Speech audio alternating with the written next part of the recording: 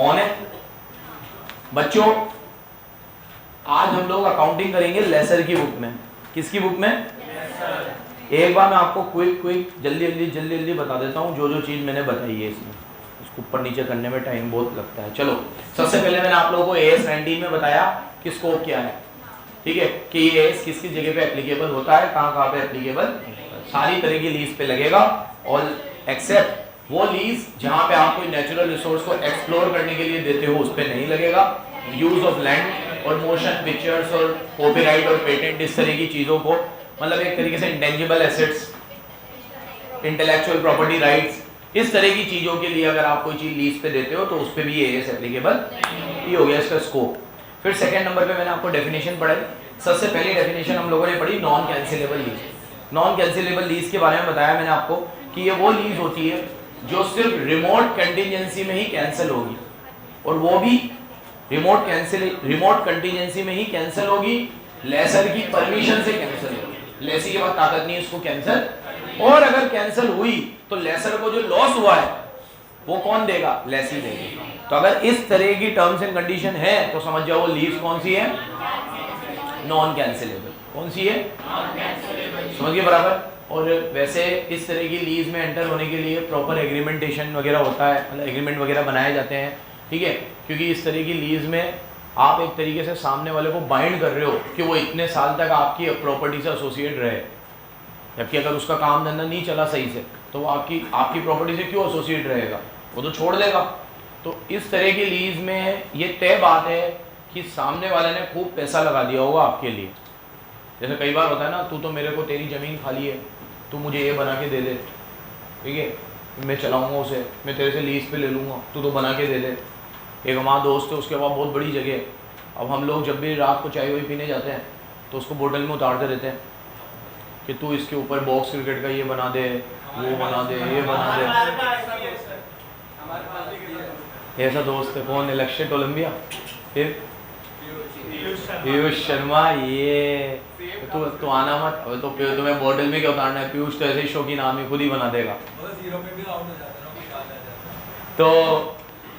तो सुनो, आपको अब उसको हम लोग अगर ऐसे उतार दे बोतल में और वो हमारे कहने पे पूरी प्रॉपर्टी बना दे, बॉक्स क्रिकेट बना दे, ये बना दे, वो बना दे, और फिर हमें दे दे लीज पे, वो चले नहीं, और हम तो 1 साल बाद ही बोल दे भाई ये ले लें, ठीक है, तो वो बोलेगा अरे सालो मैंने पूरा ढांचा खड़ा कर दिया तुम्हारे चक्कर में, तुमने कहा तुम लीज पे लोगे और अब तुम लीज पे नहीं ले रहे हो, तो वो हमेशा नॉन कैंसिलेबल लीज ही बनवाएगा।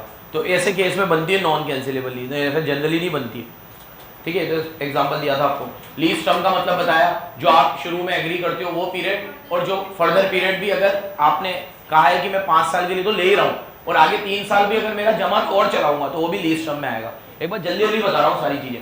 इंसेप्शन का मतलब क्या है? जिस डेट ऑफ पेमेंट, अरे डेट ऑफ एग्रीमेंट जिस दिन आपने लीज बनाई हो, date of commitment whichever is earlier, ठीक है। कल का वीडियो देख लिया था भाई, चलो मिनिमम लीज पेमेंट तो याद हो गया होगा सबको। MLP का मतलब क्या है? कल क्वेश्चन भी करें। लीज पेमेंट और GRV, लेसी के लिए जो GRV उसने बोली है वो, और लेसर के लिए लीज पेमेंट और GRV जो लेसी ने बोली है या थर्ड पार्टी ने बोली है। Very good. इसके बाद हम लोगों ने बात करी MLP के बाद, फिर वापस MLP को डब्बा वब्बा बना रखा था। अच्छा हाँ, इसमें जो डब्बे बने हुए थे उसमें एक चीज एडिशनल याद रखना, सुनो, अगर हाँ आपने लीज में ये ऑप्शन दिया है सामने वाले को कि लीज टर्म खत्म होने के बाद तेरे को परचेज करनी तो परचेज कर लेना, तो वो जिस पेमेंट पे परचेज करेगा वो पेमेंट भी MLP में आएगा, मिनिमम लीज पेमेंट। तो फिर फॉर्मूला क्या बन जाएगा? Lease payment plus GRV plus payment made by lessee to lessor. अरे हाँ, GRV इसलिए नहीं आएगा क्योंकि वो परचेज ही कर लेगा पूरी, ठीक है। और उसके बाद हम लोगों ने बात करी थी इकोनॉमिक लाइफ की, फेयर वैल्यू की भी बात करी। फेयर वैल्यू तो वही है, exchangeable knowledgeable buyer knowledgeable seller के साथ आर्म्स लेंथ प्राइस पे एक्सचेंज करता है, उस प्राइस को क्या बोलते हैं? यूजुअली अगर मैं आपसे पूछूं what is the amount which we should consider as fair value, generally market value. Market value को हम क्या बोल सकते हैं? इकोनॉमिक लाइफ और यूजफुल लाइफ। इकोनॉमिक लाइफ मैंने तुम लोगों को बताया था, जितने पीरियड में एक यूजर या मोर देन वन यूजर उस एसेट को यूज कर सकता है या प्रोडक्शन प्रोसेस में काम में ले सकता है, और यही डेफिनेशन यूजफुल लाइफ में, इकोनॉमिक लाइफ और यूजफुल लाइफ में, इकोनॉमिक लाइफ में यूजर लिखना है और यूजफुल लाइफ में सेम यही लिखना है, लेकिन लेसी लिखना है, लेसी लिखना है। अब मैंने आपको कहा था अगर आप एसेट को एक्वायर नहीं कर रहे हो, इसमें एक वो चीज दे रखी थी ना, एक डब्बा और बना हुआ था ना इसमें, अच्छा वो डेप्रिसिएशन में आया था कि इकोनॉमिक लाइफ लेनी है कि यूजफुल लाइफ लेनी है। तो क्या बताया था इसके अंदर कि इकोनॉमिक लाइफ लेनी है कि यूजफुल लाइफ लेनी है। अगर आप नहीं विचेवर इज लोअर, तो उस केस में देखो अगर आप एसेट को एक्वायर ही कर रहे हो तो उस केस में तो आप पूरी इकोनॉमिक लाइफ लोगे, लेकिन आप उस एसेट को एक्वायर नहीं कर रहे हो तो उस केस में यूजफुल लाइफ और economic life whichever is lower. इसमें एक एग्जांपल देखिए अच्छे से समझाया था। अगर मान लो मैं आपसे कोई एसेट ले रहा हूँ, 20 साल उसकी लाइफ है और मैं पूरे 20 साल ही चलाऊंगा उसे, तो 20 साल से डेप्रिसिएशन लगाओ। लेकिन मैं आपसे कोई चीज ले रहा हूँ और उसकी इकोनॉमिक लाइफ 20 साल है, लेकिन मैं तो 8 साल की लीज पे ही ले रहा हूँ, तो मैं डेप्रिसिएशन सिर्फ 8 साल में ही लगाऊंगा, क्योंकि अगले 12 साल तो मैं उसे यूज ही नहीं कर रहा। अच्छा फिर एक और बात, अगर मैं अगले 12 साल ही उसे यूज नहीं कर रहा हूँ तो फिर वो फाइनेंस लीज है भी कि नहीं है, क्वेश्चन मार्क है। क्योंकि फाइनेंस लीज के कितने इंडिकेटर होते हैं? 5 होते हैं। उसमें से एक इंडिकेटर ये भी है कि मैं मैक्सिमम इकोनॉमिक लाइफ में खुद ही यूज करूंगा उसे, ये भी एक इंडिकेटर है। फिर जीआरवी क्या है? गारंटेड रेसिडुअल वैल्यू, ठीक है, जो एक रेसिडुअल वैल्यू का प्री एस्टीमेट है कि इतना तो मैं आपको दे ही दूंगा। मैंने एक एग्जांपल से समझाया था कि कई बार कुछ ऐसे लोग होते हैं बिल्कुल उजाड़ लोग, तो उनको आप जब चीज देते हो तो उसको बोल देते हो भैया देख इसकी रेसिडुअल वैल्यू 5 लाख है, 5 साल बाद तू मुझे कम से कम 5 लाख तो देना इसकी वैल्यू। मतलब ऐसा ना हो कि तू इतनी उजाड़ कर दे इस चीज को कि साला इसकी वैल्यू 2 लाख भी ना है, तो इतना रद्दर तरीके से यूज करे। गाड़ी वाड़ी देते हैं अपन, तो अब गाड़ी का एक रेसिडुअल वैल्यू होता है, ठीक है, लेकिन कई लोग इतना गंदा तरीके से गाड़ी चलाते हैं कि 5 साल बाद उसकी वो रेसिडुअल वैल्यू नहीं आएगी। कुछ लोग इतना बढ़िया तरीके से गाड़ी चलाते हैं कि 5 साल बाद उसकी जो रेसिडुअल वैल्यू उससे भी ज्यादा आ जाएगी, क्योंकि बोलते ना अपन एक हाथ पे गाड़ी चली हुई है। कई बार ऐसी डील आती है कि यार एक सिंगल हैंडेड गाड़ी है, इसको एक हाथ पे चलाइए, ठीक है। एक गाड़ी मेरे एक दोस्त ने ली थी, वो एक कॉलेज के प्रोफेसर से ली थी, तो उसका ये काम था, तो इनोवा क्रिस्टा थी उसके पास, इतनी ज़बरदस्त 2020 मॉडल था, उसने अभी 2024 में ही लिए, 2023 में ली थी, 4 साल चली हुई थी। आप उस गाड़ी को देख के कह ही नहीं सकते ये सिर्फ 4 साल चली हुई, क्योंकि वो प्रोफेसर की गाड़ी थी। वो सिर्फ यहाँ से कॉलेज जाता था, कॉलेज से घर आता था, सिंगल हैंडेड चली हुई थी, एक स्क्रैच नहीं। उसने कहा भाई साहब मेरे को तो बिल्कुल साफ सुथरी गाड़ी रखने की आदत है, बिल्कुल एकदम, मैं स्क्रैच कुछ भी नहीं आने देता। मैकेनिक वगैरह को दिखाई उसने कहा भाई साहब पहली फुर्सत में ले लो, इससे बढ़िया डील नहीं मिल सकती, एकदम शानदार गाड़ी है, सिंगल हैंडेड। तो अब ऐसी गाड़ी, अब अगर उसकी लाइफ 10 साल भी होगी तो 10 साल बाद भी उसकी जो रेसिडुअल वैल्यू होगी ना उससे भी ज़्यादा देके जाएगी वो, क्योंकि वो ऐसी चली हुई है, मेंटेन है। तो अपन गारंटेड रेसिडुअल वैल्यू का कंसेप्ट इसलिए रखते हैं ताकि सामने वाले से गारंटी ले ले भैया तू इतनी उजाड़ मत कर देना एसेट की कि तू जितनी रेसिडुअल वैल्यू उतनी भी ना मिले, तो कम से कम गारंटी दे कि इतनी तो तू मेरे को इसको बचा के देगा।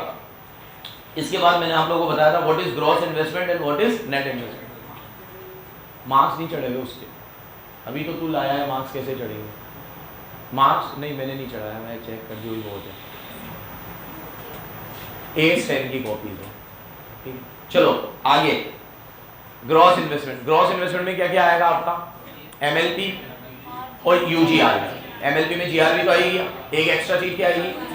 फिर ये पागल बने करता है, एमएलपी को अलग लिखता है, जीआरवी को अलग लिखता है, यूजीआरवी को अलग लिखता है, फिर दोनों को जोड़ के रेसिडुअल वैल्यू को अलग लिखता है। ये पागल बने नहीं, हमें तो एक ही चीज याद रखनी है, एमएलपी प्लस यूजीआरवी। अभी एमएलपी और यूजीआरवी की डिस्काउंटिंग कर दूं और इसकी प्रेजेंट वैल्यू निकाल दूं तो ग्रॉस इन्वेस्टमेंट नेट इन्वेस्टमेंट बन जाएगा, और ग्रॉस इन्वेस्टमेंट नेट इन्वेस्टमेंट का डिफरेंस ले लूं तो अनअर्न्ड फाइनेंस इनकम बन जाएगी। क्या बन जाएगी?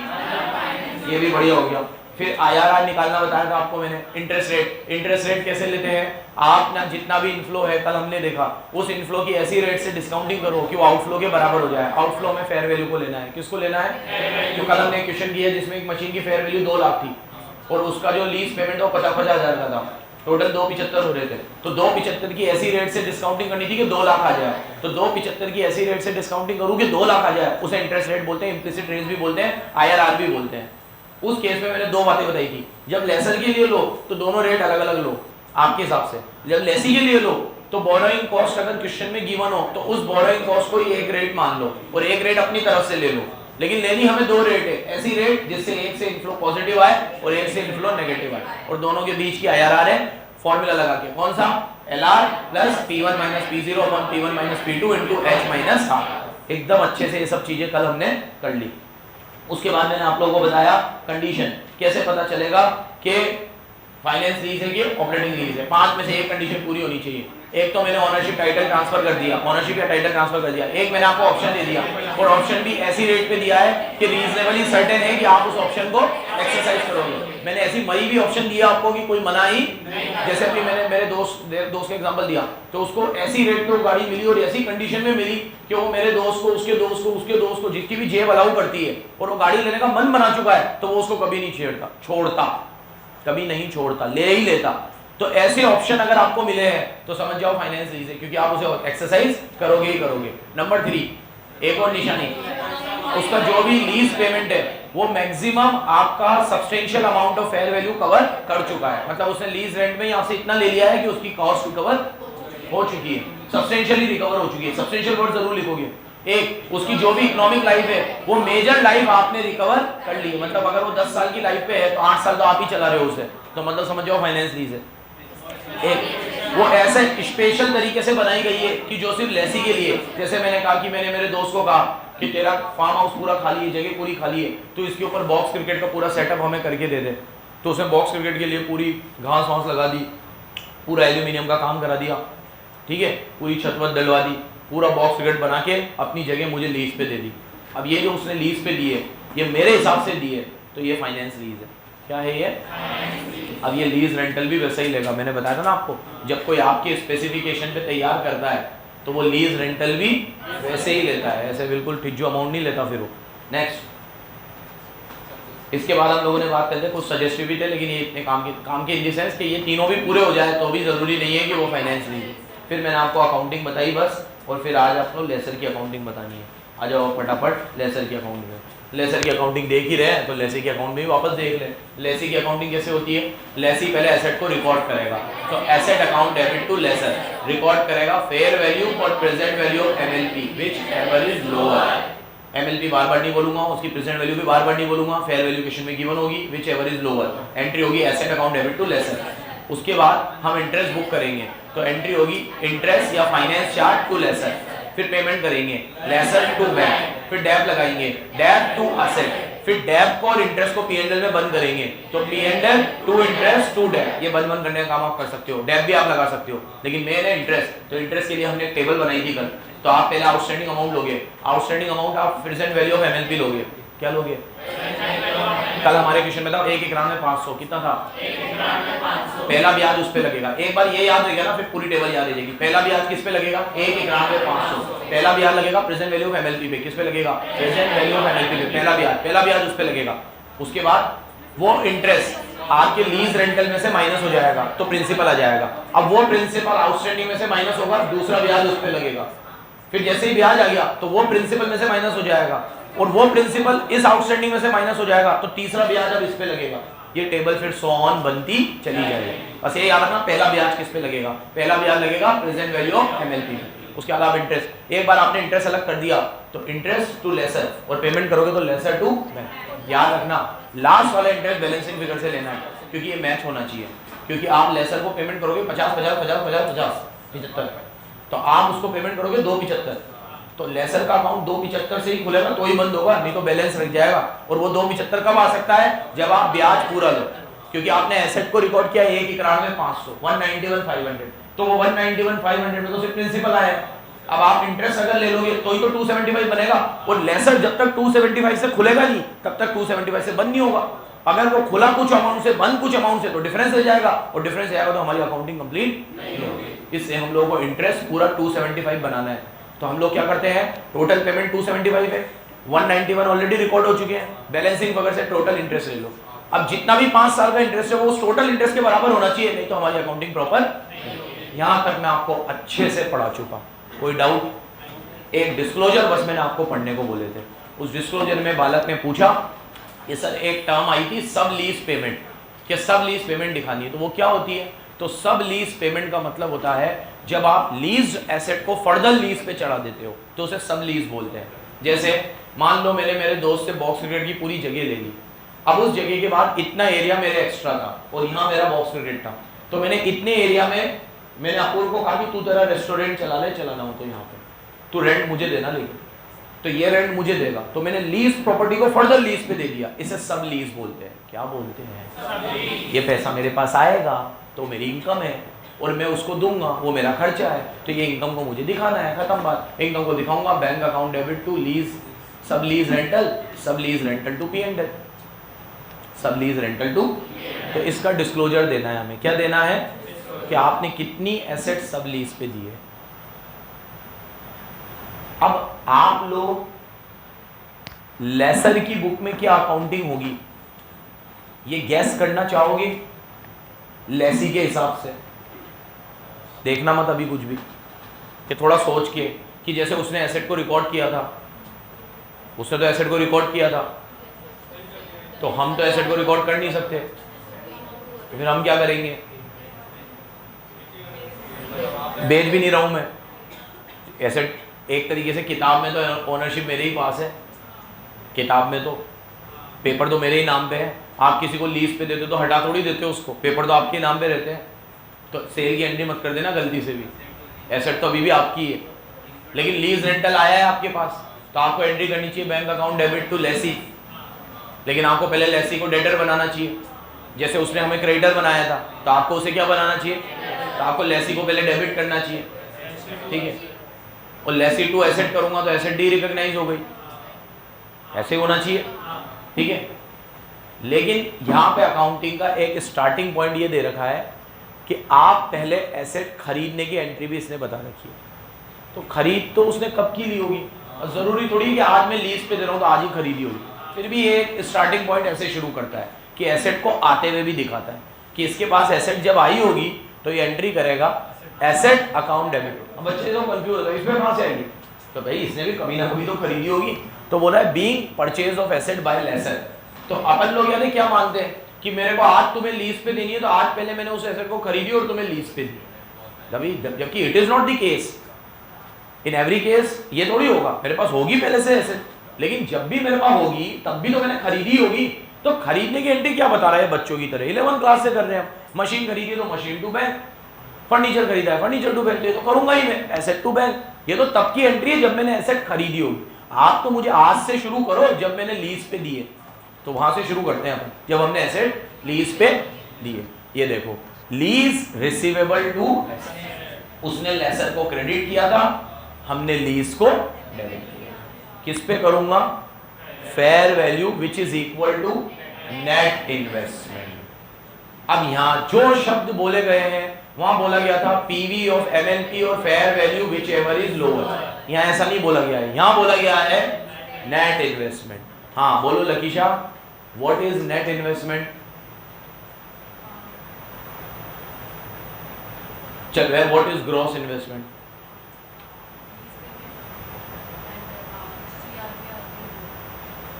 जीआरवी और लीज पेमेंट, ये ग्रॉस इन्वेस्टमेंट है। तो बोल वैशाली, तीनों आएंगे इसमें, ग्रॉस इन्वेस्टमेंट में तीनों आते हैं, लीज पेमेंट, जीआरवी, ये दोनों मिला के तो एमएलपी हो गए, एमएलपी और यूजीआरवी, ये ग्रॉस इन्वेस्टमेंट है। अब इसकी डिस्काउंटिंग कर दो तो ये नेट इन्वेस्टमेंट है, इसकी डिस्काउंटिंग कर दो तो क्या हो जाएगी? पर हमें इसको रिकॉर्ड करना है नेट इन्वेस्टमेंट।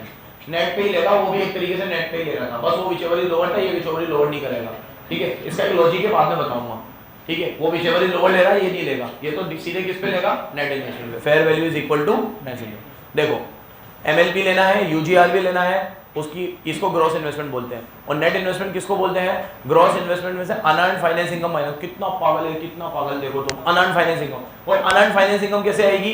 एमएलपी और यूजीआरवी की डिस्काउंटिंग करके। तो उसमें से जीआई हटाऊंगा तो वो यूएफआई आएगा, और यूएफआई हटाऊंगा जीआई में से तो ये आएगा। जाहिल, जाहिल देखो, जाहिल पर है, देखो इसकी जाहिल पर है, समझ में आ रहा है तुम्हें क्या लिखा है इसने? क्या कुछ भी समझ में आया क्या करा है इसने? मत समझो अगर नहीं भी आया हो तो पागल बने करे। देखो क्या करा है इसने, देख बेटा, इधर देख। इसने कहा नेट इन्वेस्टमेंट का मतलब है gross investment minus unearned finance income, और अनअर्न्ड फाइनेंस इनकम का मतलब है ग्रॉस इन्वेस्टमेंट माइनस एमएलपी और यूजीआरवी का प्रेजेंट वैल्यू। एक एग्जांपल से समझाता हूं। यूजीआरवी और एमएलपी का प्रेजेंट वैल्यू मान लो 5 लाख आया, और ग्रॉस इन्वेस्टमेंट 6 लाख आया, तो इसने कहा 6 लाख में से 5 लाख हटाना, तो अनअर्न्ड इनकम 1 लाख आएगी, उस 1 लाख को ऊपर रखना। तो यहां ग्रॉस इन्वेस्टमेंट मैंने कितना लिया था, 5 लिया, 6 लिया था, 6 में से 1 लाख हटाना तो कितना आएगा, 5 लाख। तो यही तो आएगा, 6 में से 5 हटा के 1 निकाला, उस 1 को ऊपर ले गया और 6 में से उस 1 को हटाया तो 5 आया। तो जब मेरे पास ये 5 था तो निकाला क्यों, ये 5 ही तो चाहिए मुझे। तो मतलब हमारे लिए नेट इन्वेस्टमेंट का क्या मतलब है, एमएलपी और यूजीआरवी की प्रेजेंट वैल्यू। जिसको ना समझ में आएगा एक बार फिर बोल दो, वैसे करे पागलपने ही है लेकिन वो पागलपने भी समझ लो। फिगर से तो बिल्कुल इजी हो जाता है। 6 लाख में से अगर ग्रॉस इन्वेस्टमेंट 6 लाख है और इन सबकी प्रेजेंट वैल्यू 5 है, प्रेजेंट वैल्यू कमी होगी वैसे भी, तो 6 में से 5 माइनस करके 1 लाख निकाले, वो अनअर्न्ड फाइनेंस इनकम है। उस 1 लाख को ऊपर ले गया, ग्रॉस इन्वेस्टमेंट मैंने 6 लिया है, तो 6 में से 1 लाख की अनअर्न्ड इनकम हटाई तो कितना आया, 5। ठीक है, तो 5 वही तो है जो ये है। तो जब ये था तो ये निकाला क्यों, तो 6 में से 5 हटा के 1 निकाला और फिर 6 में से 1 हटा के 5 निकाला। चाहिए हमें 5 था, तो जब हमें 5 था हमारे पास तो एक फॉर्मूला लगाने की जरूरत ही नहीं है। तो सीधा फॉर्मूला क्या बना, net investment is equal to present value of MLP and UGR. बस इतना याद रखना, काट दो इसको। NI is equal to present value of MLP and UGRV, MLP and UGRV, और एमएलपी में जीआरवी तो आ ही गया।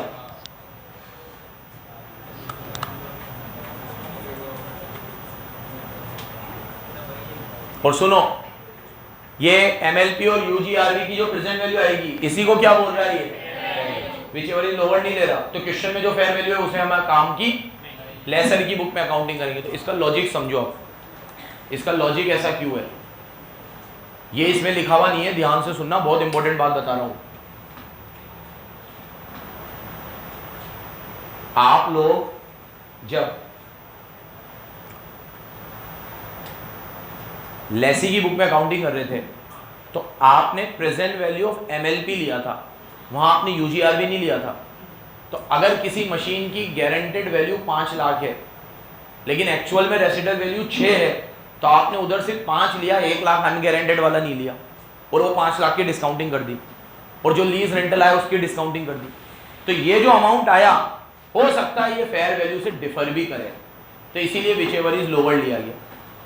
यहां पे क्या हो रहा है, अगर मेरी गारंटेड वैल्यू 5 है और टोटल रेसिडुअल वैल्यू 6 है, तो अनगारंटेड 1 है, तो मैं उस अनगारंटेड को भी ले रहा हूं, और एमएलपी में मैं गारंटेड को भी ले रहा हूं, गारंटेड भी ले ली, अनगारंटेड भी ले ली, और लीज रेंटल भी ले लिया, अब इसकी डिस्काउंटिंग भी कर दी।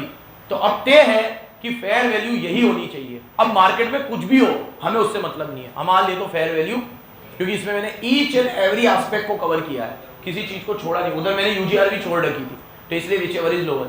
यहां तो मैंने अनगारंटेड रेसिडुअल वैल्यू भी ले ली, गारंटेड रेसिडुअल मतलब ये मशीन को मैं तुम्हें दे रहा हूं, इसमें तुम मुझे जो लीज रेंटल दोगे वो भी पूरे ले लिए, उसके बाद इसको घिसा करा, उसके बाद जो वैल्यू बचेगी 5 साल बाद 10 साल बाद वो भी ले ली, जो तुमने गारंटी नहीं दी थी वो वैल्यू भी ले ली। अब और क्या आना चाहिए फेयर वैल्यू में, यही फेयर वैल्यू होनी चाहिए। तो ये मानता है भैया ये फेयर वैल्यू परफेक्ट है, इससे इसमें और कुछ लेने की जरूरत नहीं है। इसीलिए कोई आपसे पूछे लेसर के लिए फेयर वैल्यू क्या होती है, तो आप बोलोगे नेट इन्वेस्टमेंट।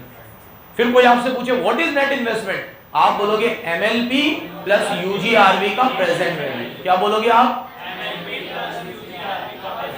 आगे आ जाओ।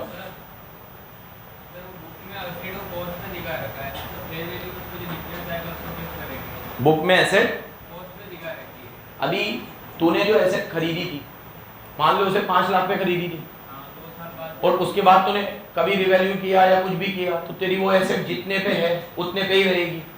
अब तूने यहाँ पे एसेट को कम कर दिया तो उतने से वो तेरी एसेट कम हो गई, अब जो बची हुई वैल्यू है वो बैलेंस शीट में आएगी, क्योंकि इसने ऐसा तो कहा ही नहीं है कि बुक को डी रिकॉग्नाइज करो। मैंने भी कहा अभी तुम्हें, लेसर अपनी किताबों से बुक को डी रिकॉग्नाइज नहीं करेगा। अभी लीज पे दी है, लीज रेंटल खाएगा बैठ के, लेकिन एसेट को हटाएगा नहीं। हटा देगा तो फिर ऐसा होगा ना कि जिस पे लीज रेंटल आ रहा है वो चीज ही नहीं है।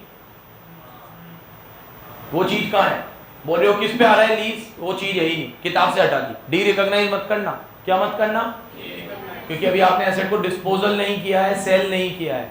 फाइनेंस लीज के हिसाब से सवाल बहुत अच्छा था उसका। अगर मान लो आपने एसेट को 5 करोड़ रुपए दिखा रखा है और अभी आपने ये डिस्काउंटिंग करी तो 3 करोड़ आया, तो आपने एंट्री कर दी lease receivable to asset 3 crore, तो एक तरीके से एसेट 3 करोड़ से कम हो गई और किताब में वो एसेट 5 करोड़ से खुली हुई थी, तो 5 में से आप 3 करोड़ से कम कर दो, अभी भी किताब में एसेट 2 करोड़ से है, तो रखो उसे 2 करोड़ पे, उसे डी रिकॉग्नाइज प्रॉफिट या लॉस बुक, क्योंकि ये 3 करोड़ रुपए वैसे भी लीज रेंटल के आएंगे आपके पास धीरे धीरे, तो वो आप इनकम दिखाते रहो, एसेट को छेड़ने की जरूरत नहीं है। वो जिस वैल्यू पे खुली है उस पे खुली रहने दो, जिस पे बंद हो रही है उस पे बंद होने दो, डिफरेंस का अभी कुछ भी करना नहीं है। डिफरेंस से अभी भी एसेट बुक में आएगी, लेकिन याद रखना लेसर डेप्रिसिएशन चार्ज नहीं करेगा, क्योंकि लेस ही कर रहा है, एक ही एसेट पे 2 लोग डेप्रिसिएशन चार्ज नहीं करेंगे। सुनना क्या बोला मैंने, लेसर डेप्रिसिएशन चार्ज।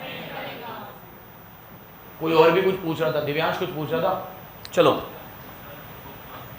अरे हाँ यार सॉरी,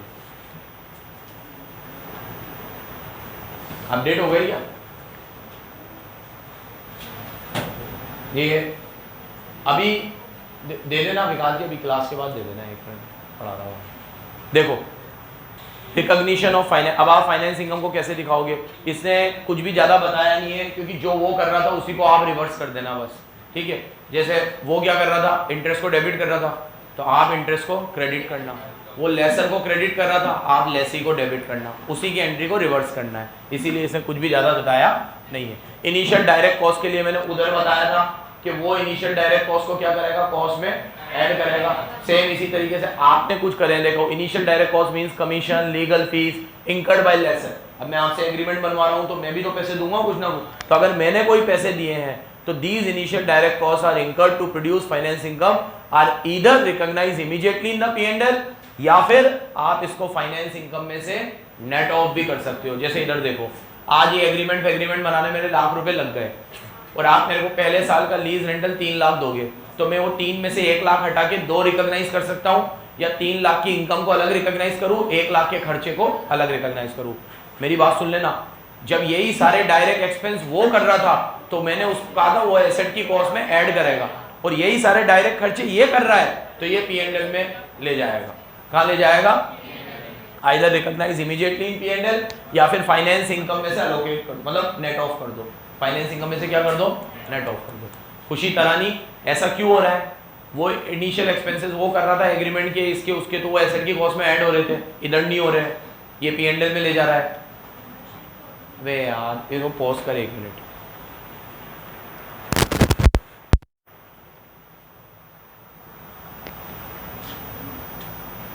हाँ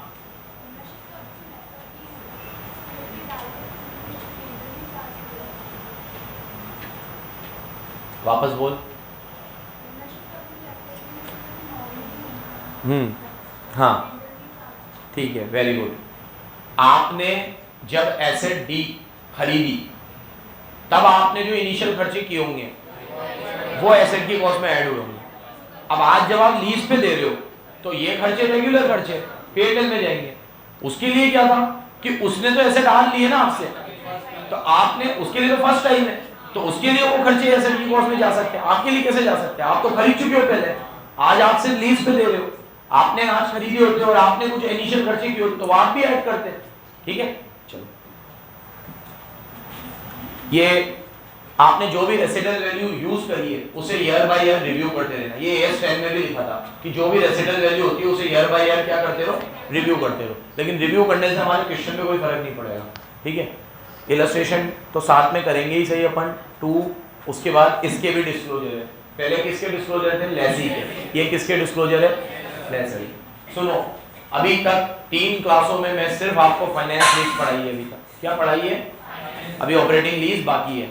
5 में से एक इंडिकेटर भी पूरा हो गया तो फाइनेंस लीज है, लेकिन 5 में से कहीं भी फिट नहीं बैठे फिर ऑपरेटिंग है, तो ऑपरेटिंग की भी तो अकाउंटिंग करनी है, तो अभी ऑपरेटिंग भी आएगा। तो ये डिस्क्लोजर हो गया, इसके भी डिस्क्लोजर, उसके ही ऐसे होंगे, एक बार रीड कर लेना घर पे, है ना, जैसे उसको करे थे ऐसे इसको रीड कर लेना। उधर भी 5-6 डिस्क्लोजर थे, इधर भी 5-6 डिस्क्लोजर है, याद रखना। एक आध बार एग्जाम में इसके डिस्क्लोजर भी आ जाते हैं, तो एक बार ओवरव्यू तो लेके जाना, कीवर्ड याद रखना बस डिस्क्लोजर में, और एक न्यूमेरिक बना लेना। एक हर एक में से एक एक कीवर्ड याद करके उसका एक क्या बना लेना, न्यूमेरिक। वो लोग भी वो कीवर्ड देखेंगे अगर बाय चांस 1% केस में डिस्क्लोजर आ गया तो ये तय है कि एक डिस्क्लोजर आते हैं। कौन से एएस में से आएंगे, क्योंकि हम तो हर एएस में ही पढ़ रहे हैं, किसी एएस में से आ जाए तो इसको बिल्कुल रटने की जरूरत नहीं है। एक बस ओवरव्यू ले लेना ताकि हमें याद रहे डिस्क्लोजर में क्या लिखना है। उसके बाद क्या करा करो, बार बार बोलता हूं, जो भी एएस पढ़ रहे हो उसकी टर्मिनोलॉजी दिमाग में लाया करो, डिस्क्लोजर खुद ब खुद क्लिक कर जाएंगे। बोरोइंग कॉस्ट पढ़ रहा हूं तो बोरोइंग कॉस्ट में क्या क्या पढ़ा है मैंने, कैपिटलाइजेशन रेट के बारे में पढ़ा है, क्वालिफाइंग एसेट के बारे में पढ़ा है, सब्सटेंशियल पीरियड ऑफ टाइम के बारे में पढ़ा है। इससे आपको डिस्क्लोजर अपने आप याद आ जाएंगे, लिख के आ जाना। जब पूरा एएस ही पढ़ लिया तो उसके डिस्क्लोजर नहीं लिख सकता क्या, तो इसको बिल्कुल ऐसे रटने मत बैठ जाना 28 के 28 डिस्क्लोजर याद कर ले। डिस्क्लोजर तो सारे पढ़ लिए सर मैंने, ठीक है। चलो अब अकाउंटिंग ट्रीटमेंट करते हैं in the book of Lesi in case of operating lease. Operating lease में खास बात है, वैसे तो सिंपल है, अकाउंटिंग तो सिंपल है। अकाउंटिंग देखो इसकी, इसमें ध्यान से सुनना है, खास बात है। सबसे पहले कौन है, लेसी है, तो सबसे लेसी की बुक में, और फिर याद रखना इसमें बुक में एसेट मानना नहीं है, मैं आपको लीज में दे रहा हूँ। ऐसा कहूँ तो गलत नहीं होगा कि operating lease is a normal renting agreement. Operating lease is a normal, तो रेंटिंग एग्रीमेंट में क्या होता है, ये रेंट पे करेगा तो ये लीज रेंटल देगा, लीज रेंटल पे करेगा, तो एक तरीके से ये lease payment account debit to bank, और इसको P&L में बंद कर देगा, तो P&L टू लीज पेमेंट। और इसके लिए इनकम है तो bank account debit to lease rental और लीज रेंटल टू, और तो क्या होगा इसमें, तो ऑपरेटिंग लीज है, ठीक है। उसमें तो मैं एसेट को मैं रिकॉग्नाइज कर रहा था, तो मैं एसेट को दिखा रहा था एसेट अकाउंट डेबिट, और उसकी बुक से एसेट को कम कर रहा था तो वो लिख रहा था टू एसेट। फिर मैं डेप्रिसिएशन भी लगा रहा था, अब यहाँ तो डेप्रिसिएशन भी वही लगाएगा। फिर मेरे को लीज रेंटल को स्प्लिट करना था प्रिंसिपल में और इंटरेस्ट में, तो वो सब नाटक करे, रेट निकालना और ये सब, ये तो कुछ करना ही नहीं है। यहाँ एक अच्छी चीज क्या है, ये तो क्या आएगा एग्जाम में, इसमें जो स्पेशल चीज है वो सुन लो। एस कहता है कि जो लीज रेंटल लेसी लेसर को पे कर रहा है वो लीज टर्म में सिस्टमैटिकली अलोकेट होने चाहिए ऑन अ रीजनेबल बेसिस। बोलो तो, वापस बोलो, ऑन अ रीजनेबल बेसिस। तो मतलब एस कहता है कि कई बार क्या होता है, जैसे मैंने मेरे दोस्त से ली जगह, वो लीज पे ली, तो मेरा दोस्त तो मुझे समझता है, तो वो क्या कह रहा है, यार शब्बीर तो एक काम करना, पहले साल में तो तू 20,000 रुपये लीज दे, दूसरे साल में 50 दे, तीसरे साल में 1 लाख दे, क्योंकि पहले साल में तेरा बिजनेस जमेगा नहीं तो तू इतने निकाल नहीं पाएगा, तो तू मुझे पहले साल में तो कितने दे 20, फिर कितने दे, और फिर कितने दे 1 लाख दे, ठीक है। तो उससे तेरा भी बढ़िया हो जाएगा, तेरा मार्केट सेट हो जाए तो ग्रेजुअली बढ़ा देना। तो अपनी जगह की कीमत तो देख कितनी है, तो तू अपना घर का आदमी है, इसको 30 कर लो, ये तो मेरे पॉइंट में आएंगे आंसर, ठीक है। तो मैंने कहा ठीक है बढ़िया बात है, ले ली मैंने। अब एस कहता है इसको ऐसे मत दिखाओ, तो सिस्टमेटिक दिखाओ, तो कैसे दिखाओ, इसको कर लो टोटल और इसको डिवाइड कर लो 3 से, तो हर साल का लीज कितना बना, आप तो 60 ही दिखाओ। अब जब मैं 60 दिखाऊंगा तो एंट्री में फर्क आएगा, तो क्या फर्क आएगा वो देखो। लीज मेरी अकाउंट पेमेंट है तो मैं डेबिट ही करूंगा, तो एंट्री होगी लीज पेमेंट डेबिट, ठीक है। अब लीज पेमेंट तो मेरी कितने की है, 30,000, कितनी है 30,000 की। पेमेंट भी कितने की करूंगा, फिर मैं 30 की करूंगा, ठीक है। लेकिन मेरे को P&L में रिकॉग्नाइज कितने करने हैं, तो सेकेंड एंट्री में फर्क आएगा। कैसे फर्क आएगा, यहाँ देखो, P&L account debit to lease payment to lease equalisation reserve, एक खाता खोलना है आपको, किस नाम से,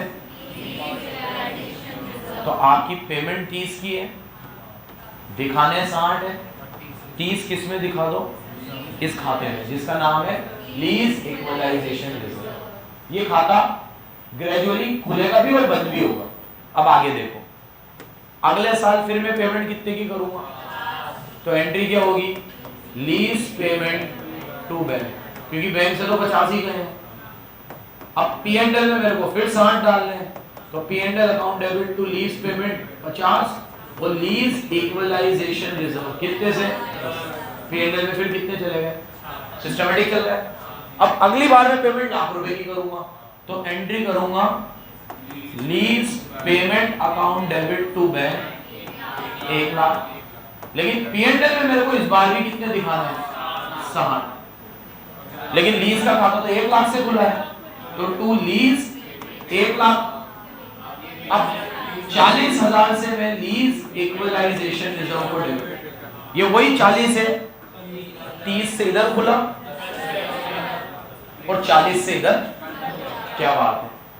तो ये लीज इक्वलाइजेशन रिजर्व जैसे खुलेगा वैसे ही बंद हो जाएगा, लेकिन हमारा इससे फर्क क्या पड़ेगा कि हमारे P&L में हर साल 60 ही जाएंगे, क्योंकि एएस कहता है लीज को सिस्टमैटिक तरीके से रीजनेबल बेसिस पे बनाना है। समझ गए, कोई बहुत बड़ी चीज नहीं है। तो याद रखना, हमें लीज को सिस्टमैटिक तरीके से दिखाना है और उसके लिए हमें खोलना पड़ेगा लीज इक्वलाइजेशन रिजर्व, जो अपने लीज टर्म के अंदर ही खुल के बंद हो जाएगा। बोलो एक बार, जो अपने ये अगर डेबिट से खुलेगा तो क्रेडिट से बंद होगा, क्रेडिट से खुलेगा तो डेबिट से बंद होगा, लेकिन ये बंद जरूर होगा ये लीज पीरियड में। जैसे 30 और 10 से क्रेडिट हुए और एक बार में 40 से डेबिट भी हो, ये खुल के बंद होना जरूरी है। ये खुल के बंद नहीं हो मतलब हमने कोई गलती करी है। ये 100% जितने से खुलेगा उतने से ही बंद होगा।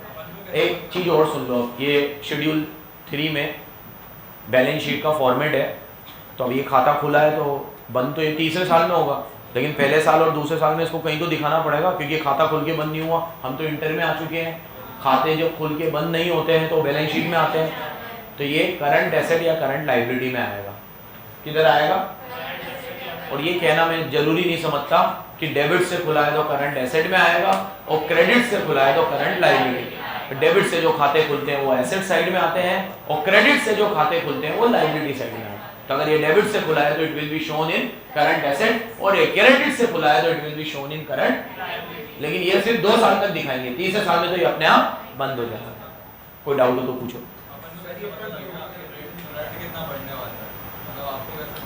प्रैक्टिकल लाइफ में पूछ रहा है कि क्वेश्चन में? क्वेश्चन के अंदर तो वो हमें देगा कि 4 साल के लीज इतने हैं, देता ही है वो। अभी जो क्वेश्चन करा उसमें नहीं दिया था 50-50-50-50, देता ही है वो। तो आपको ऐसे करना है। प्रैक्टिकल लाइफ में ये रूल ही तब लगेगा जब आपको पहले से सारे लीज बता दिए जाए। तू बात कर रहा है उन लीज की जिसमें अपन सिर्फ 1 ही साल की बात करते हैं, उसमें ये सब धांधलेबाजी एप्लीकेबल ही नहीं होगी। अपन तो नॉर्मल लीज करवाते हैं, क्या कि मैंने 1 साल के लिए तेरे को चीट दी है, तू मुझे 1 साल का रेंट दे दे। अपन इतनी दूर की सोचते ही नहीं है, 5 साल 10 साल तो उनके लिए है ही नहीं है। ये उन लोगों के लिए जो ऐसे 5 साल का एग्रीमेंट करवाते हैं, 10 साल का करवाते हैं। अपन तो हर साल एग्रीमेंट रिन्यू कराते हैं, है ना?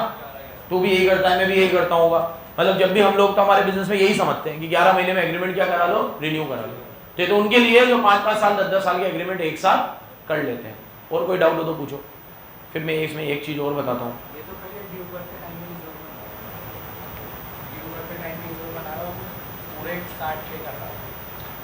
अच्छा, ऐसे कर रही? गलत हो जाएगा ना यार, फिर मेरा बैंक का ट्रीटमेंट गलत हो जाएगा। अब मैं दे ही 30 रहा हूँ, ये कह रहा है कि ये लीज इक्वलाइजेशन उधर ही बना रहा है ऊपर।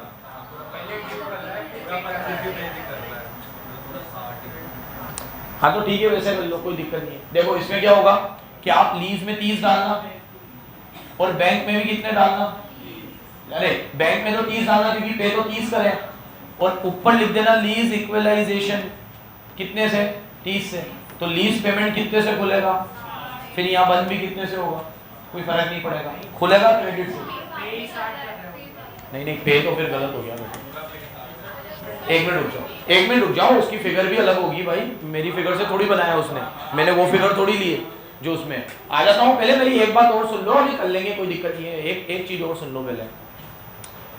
ये जो रीजनेबल और सिस्टमेटिक बेसिस की बात कर रहा है, ये जरूरी नहीं है हर बार इक्वली हो।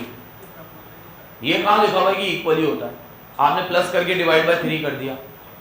ये किसी भी रीजनेबल बेसिस पे होगा, ना गिवन हो क्वेश्चन में तो इक्वल, लेकिन रीजनेबल बेसिस गिवन हो।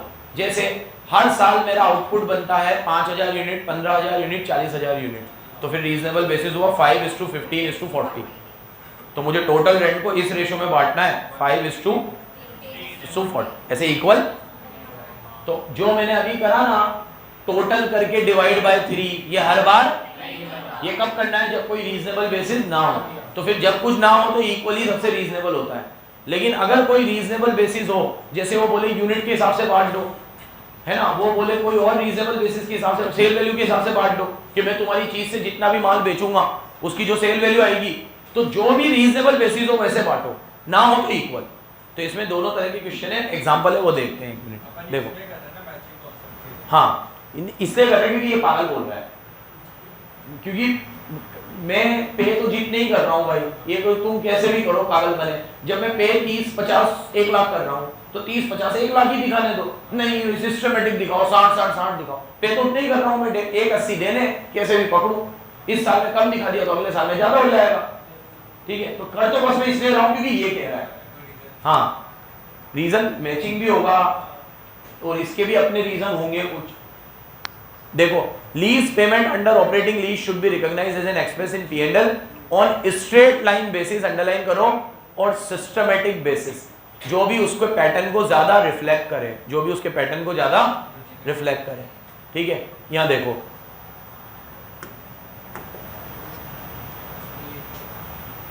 सामने देखना, आपने 3 साल के लिए लीज पे लिए, जिसमें पहले साल में इतनी यूनिट बनेगी, दूसरे साल में इतनी यूनिट बनेगी और तीसरे साल में इतनी यूनिट बनेगी। इसमें तो पहले ही क्वेश्चन में यूनिट दे दी। और आप लीज कितनी दोगे, पहले साल में इतनी, दूसरे में इतनी और तीसरे में इतनी। टोटल लीज पेमेंट 1:20 है, पर प्लस करो तो 45 और 25, 70 और 50, आगे 1:20। अब जो मैंने कराया उसमें तो क्या कराया कि 1:20 को क्या कर दो, तो हर साल कितनी दिखा दो, बोलो यार बोलो। लेकिन हमें ऐसे वैसे क्योंकि इसमें रीजनेबल बेसिस कुछ और है।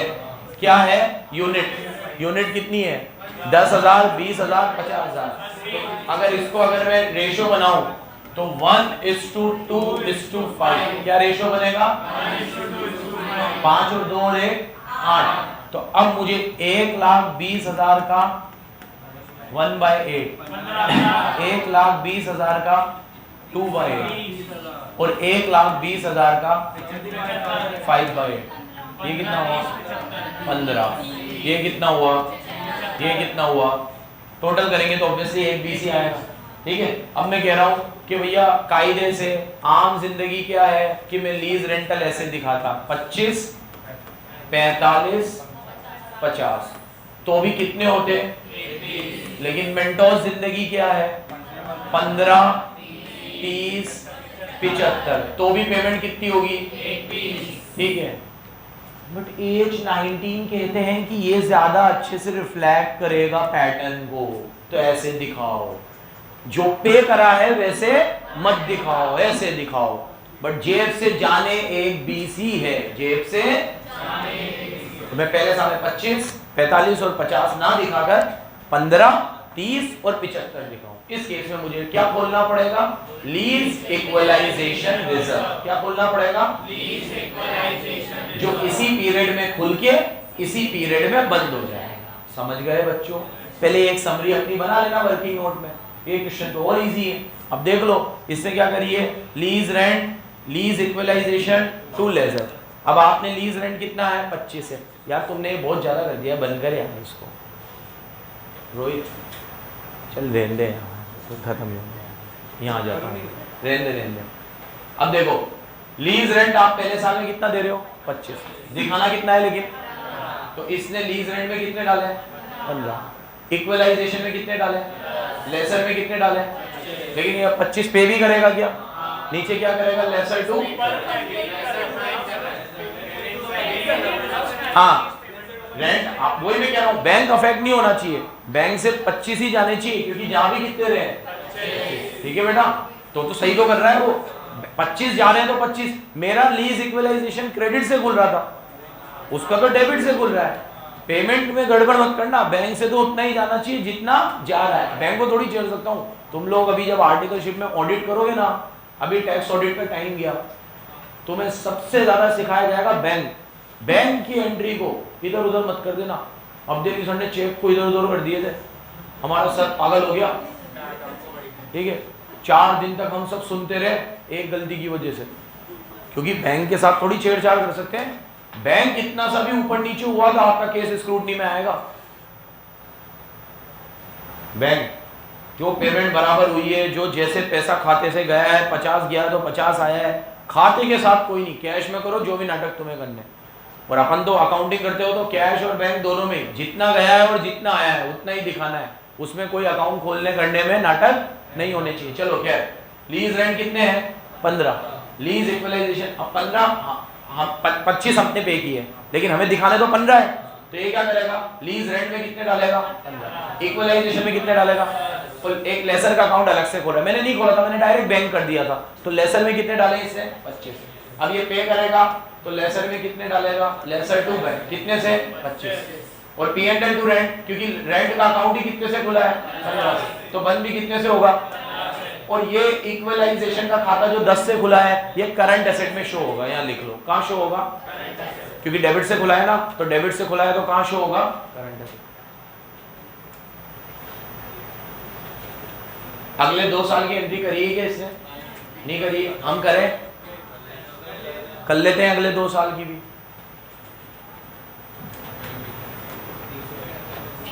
ईयर 2 और ईयर 3, पहले एक समरी अपने दिमाग में रखना, एक्चुअल लीज और जो हमें दिखानी है एज पर एज 90, एक्चुअल कितनी पे करी है 25, 45, 50 है ना, ये कहीं भी रफ में लिख लेना, लेकिन लिख ही देना। और हमें दिखानी कैसे है 15, 20 और 75, टोटल तो कितना आना चाहिए, ठीक है। अब मैं ईयर 1 और ईयर 2, ईयर 1 की तो हो ही है, ईयर 2 की करता हूँ। ईयर 2, बच्चों इधर देखो, मेरे को एक्चुअल से मतलब नहीं, मेरे को दिखानी 30 है, जितने दिखानी मैं उतने से ही खाता खोलूंगा। तो लीज पेमेंट अकाउंट डेबिट, मेरे को कितनी दिखानी है 30, जबकि मैं इस बार पे कितनी करूंगा, पहले मैं 25 पे कर रहा था। तो आप हमेशा पहले बैंक को फिल करा करो, क्योंकि बैंक के साथ छेड़छाड़ नहीं, पहले 25 पे किए थे तो 25 दिखाए थे, अब कितने पे कर रहा हूँ, बैंक के साथ छेड़छाड़ नहीं, तो बैंक में तो 45 आएंगे। तो आपको अपना पता चलेगा ऊपर खुलेगा खाता कि नीचे खुलेगा। तो आप हमेशा क्या डिसाइड कर लो, दिखानी कितनी है, पे कितने करने हैं, बोलो बोलो, ये पहले कर लेना। अब ऊपर खुलेगा लीज इक्वलाइजेशन रिजर्व, क्या खुलेगा कितने से, ठीक है। मैं यहाँ डायरेक्ट बैंक कर रहा हूँ, आप लेसर खोलना चाहो तो पहले लेसर खोलो, फिर लेसर टू डायरेक्ट पे कर दो, और अब पी एंड एल में बंद करो। तो P and L account debit to lease payment कितने से खुला है, कितने से बंद होगा, और ये खाता कहाँ शो होगा, डेबिट से खुला है, वो भी कहाँ शो होगा, चुन्नू चुन्नू मेरे लाल मेरे बच्चे, ये वाला खाता तो इसी साल खुला है ना, तो उस इसकी बात कर रहा हूं मैं। ये 15,000, ये 15,000 करंट एसेट में आएगा, ठीक है। हाँ पहले वाला आएगा नॉन करंट में, 2 साल हो जाएंगे उसको, ये वाला तो करंट एसेट में, ठीक है। वैसे है ना, इसमें मेरे को एक बार शेड्यूल 3 का नोट्स टू अकाउंट भी देखने देना। तो मुझे ध्यान है उन्होंने स्पेसिफाई कर रखा है कि लीज इक्वलाइजेशन रिजर्व करंट में ही आएगा। जैसे लूज टूल है ना, तो लूज टूल के लिए आपको क्या बोलते हो कि इन्वेंट्री में लो, जबकि उसकी नेचर पीपी जैसी है ना, लेकिन बोलते हैं कि उधर ही लो, ऐसे इसके लिए भी बोला है, बुक में लिख रखा है क्या, हाँ ये रहना है। टिल देन द बैलेंस कहाँ आएगा, ये करंट एसेट और करंट लिख रखा है, इनके साथ छेड़छाड़ नहीं करेंगे। बाकी वेरी गुड बेटा यार, वेरी गुड ऑब्जर्वेशन, बहुत अच्छी बात है। क्या लिख रखा है, depending on the nature of, अबे वो तो उस कॉन्टेक्स्ट में लिखा है कि करंट एसेट है कि करंट लायबिलिटी है, depending on the nature of asset. चलो बहुत मजा आता है, इंटर के बच्चों को पढ़ाने का मजा ही अलग है। चलो इधर देखो, आगे देखो, ये लीज रेंटल अब सेकेंड ईयर में करूं मैं, नहीं थर्ड ईयर में करूं। थर्ड ईयर में भी दिखाना कितना है, पे कितना करना है, दिखाना कितना है 75 दिखाना है।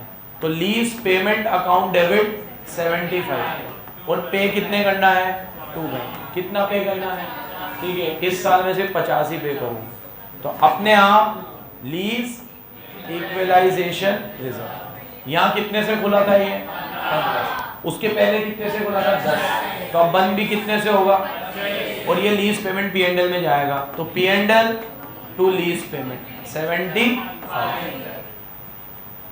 ठीक है भाई। ये खोल के बंद कर। इसकी सेम एंट्री लेसर में कर सकते हो, ये लेसी में करिए, लेसर में क्या होगी रिवर्स, यहाँ 2 बैंक है तो वहाँ बैंक डेबिट हो जाएगा, या लीज पेमेंट डेबिट है तो वहाँ लीज रेंटल क्रेडिट हो जाएंगे। यहाँ जहाँ पे लीज इक्वलाइजेशन खुला है वहाँ भी खुलेगा, यहाँ डेबिट से खुला है तो वहाँ क्रेडिट से खुलेगा, यहाँ क्रेडिट से बंद हुआ है तो वहाँ डेबिट से बंद होगा, उल्टा चलता रहेगा। कोई डाउट है लकीशा, ये उतारेगी होगी किसी और को, पीछे दिव्यांश बाबू क्लियर है, मैम यहाँ पे मनीषा, यहाँ पे बेटा, चलो आगे आओ।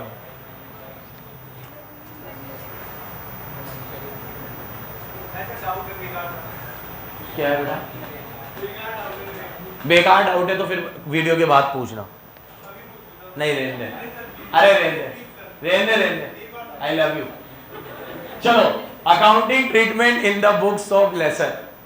अब लेसर की बुक में क्या होगा, कोई चीज उल्टी हो जाएगी। लेसर वो जो ऑपरेटिंग लीज पे एसेट दी है उसे पीपीई में दिखाएगा, क्योंकि एसेट उसकी है ना तो वो दिखाएगा।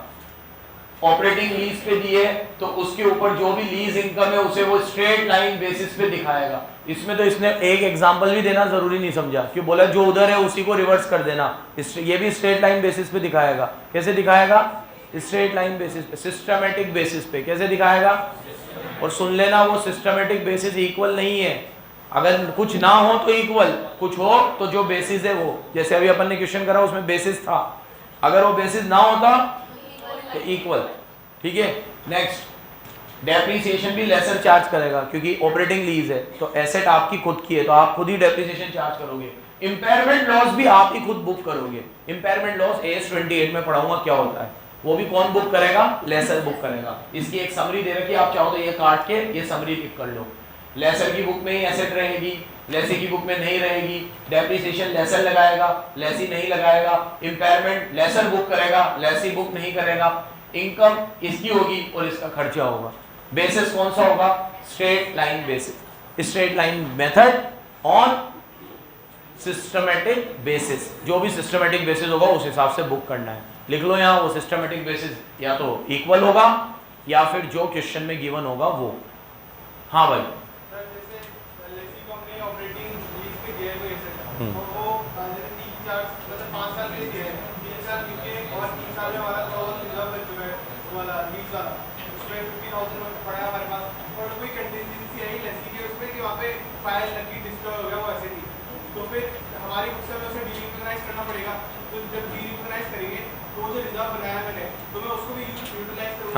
हाँ ट्रीटमेंट कुछ भी नहीं होगा। देख, कोई भी चीज का ट्रीटमेंट सेम होता है कि आपने कोई रिजर्व अगर डेबिट से खुला है तो ट्रीटमेंट तो क्या होगा, क्रेडिट से ही बंद होगा। क्रेडिट से खुला है तो डेबिट से बंद होगा। ट्रीटमेंट में तो कुछ है ही नहीं। आप उस रिजर्व को बंद ही तो करना चाहते हो तो बंद तो रिवर्स एंट्री से ही होगा। तो जो भी तेरा ट्रीटमेंट का, तेरे रिजर्व क्रेडिट से खुले हुए उसको डेबिट से बंद कर, और लॉस अगर ज्यादा का हुआ है तो बचा हुआ लॉस P&L में डाल दे, और लॉस कम का हुआ है तो वो रिजर्व में से जितना है उतना ले ले और बाकी का खत्म कर दे। और ये एंट्री लेसर करेगा आग लगने से, लेसी तो कुछ भी नहीं करेगा क्योंकि एसेट लेसी की थी नहीं। लगी है आग लेसी के यहाँ, एंट्री लेसर करेगा क्योंकि बुक्स में एसेट किसने दिखा रखी है, लेसर ने, लेसी ने नहीं दिखा रखी। हाँ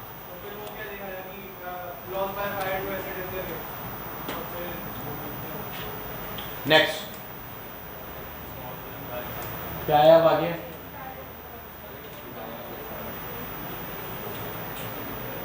हाँ, जैसे फाइनेंस लीज में डायरेक्ट कॉस्ट की बात करी, ऐसे ऑपरेटिंग, भैया देखो मेरी बात सुनो, ये जो पूरा एज दे रखा है ना, ऑपरेटिंग लीज फाइनेंस लीज दोनों के हिसाब से अलग अलग दे रखा है। इसमें इतने सारे डिस्क्लोजर भी आ रहे हैं। तो डिस्क्लोजर क्यों आ रहे हैं, क्योंकि वो फाइनेंस लीज के डिस्क्लोजर थे। अब यहाँ जो डिस्क्लोजर है वो किसके हैं, ऑपरेटिंग लीज। तो डिस्क्लोजर में फर्क तो होगा ही। फिर वो ऑपरेटिंग लीज और फाइनेंस लीज में भी दोनों के लिए अलग अलग हो जाता है कि लेसी की बुक में और लेसर की बुक में, लेसी की बुक में और, तो इसलिए इसमें एक डिस्क्लोजर अपन हर बार पढ़ते हैं। इसमें अपन ने कितने पढ़ लिए? 4। फाइनेंस लीज में लेसी की बुक में डिस्क्लोजर, फाइनेंस लीज में लेसर की बुक में डिस्क्लोजर, ऑपरेटिंग लीज में लेसी की बुक में डिस्क्लोजर, ऑपरेटिंग लीज में लेसर की बुक में डिस्क्लोजर, फाइनेंस लीज में लेसी की बुक में अकाउंटिंग, फाइनेंस लीज में लेसर की बुक में अकाउंटिंग, ऑपरेटिंग लीज में लेसी की बुक में अकाउंटिंग, ऑपरेटिंग लीज में लेसर की बुक में अकाउंटिंग। दैट्स व्हाई ये टॉपिक इतने हैं, बट तुम अकाउंटिंग के पर्सपेक्टिव से समझोगे तो कोई इतनी बड़ी चीज नहीं है। एक के लिए पढ़ लिया तो दूसरे के लिए वही चीज रिवर्स है। बस जो मेन पढ़ा है वो फाइनेंस लीज में वो है कि वो एसेट कैसे दिखाएगा, हम एसेट कैसे दिखाएंगे। वो एसेट दिखाएगा फेयर वैल्यू और एमएलपी का present value which ever is lower, और हम एसेट को दिखाएंगे नेट इन्वेस्टमेंट। और नेट इन्वेस्टमेंट का मतलब होता है एमएलपी और यूजीआरवी का प्रेजेंट वैल्यू। एमएलपी में जीआरवी ऑलरेडी आ जाता है, एमएलपी मिनिमम लीज पेमेंट। ठीक है दिव्यांश, देख तूने पहले दिन मुझसे पूछा था कि फिर मैक्सिमम लीज पेमेंट क्या होगा, आया कुछ ऐसा? ठीक है, तो वो सिर्फ एक टर्मिनोलॉजी थी, minimum lease payment. Maximum lease payment जैसी कोई चीज नहीं है। चलो एक क्वेश्चन और करते हैं। हाँ नहीं, एक टॉपिक नया ये तो ठीक है। जो इनिशियल कॉस्ट है उसको आप या तो डेफर्ड कर देना या इनकम के हिसाब से नेट ऑफ कर देना। ये टिक करो पूरा, ये नया टॉपिक है, ये पूरा टिक करो और इसका ये एग्जांपल टिक करो। कहाँ है? फिर डिस्क्लोजर आगे बाउल है 159 पे क्या दे रखा है? 150